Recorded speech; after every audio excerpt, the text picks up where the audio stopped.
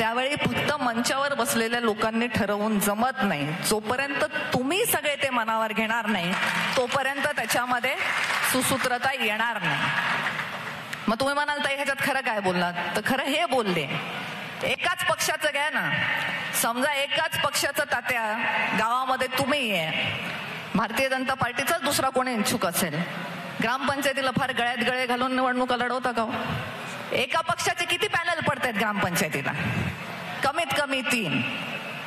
मग आता तर इथे पक्षच आपण वेगवेगळे आहोत. जर ग्रामपंचायतीला आपण आपल्या पक्षाशी समन्वय साधण्यामध्ये कमी पडत असू, तर लोकसभेसारख्या निवडणुकीला जिल्हाभरामध्ये विविध पक्षांशी समन्वय साधणं हे थोडंसं कठीण काम आहे. त्याच्यामध्ये अतिशय मन लावून लक्ष घालून आणि कोणाचाही अवमान होणार नाही अशा प्रकारचीच वागणूक येणं अपेक्षित आहे. आपल्याला फार जड नाही, कारण आज आपण जर मंचावर बघितलं तर मंचावर बसलेल्या पैकी राष्ट्रवादी काँग्रेस पक्ष आणि आपल्या जिल्ह्यामध्ये मागच्या निवडणुकीला 2019च्या निवडणुकीला शिवसंग्राम हे 2च पक्ष हे आपल्या विरोधात होते. पण बाकी सगळे जे मंचावरचे आहेत, मग रिपाई असतील, शिवसेना असेल, इतर सर्व पक्ष हे आपल्या बरोबरच होते. त्यामुळे आपल्याला तशी सवय आहे की आपण सगळ्यांना एकत्र घेऊन चालत आलेलो आहोत.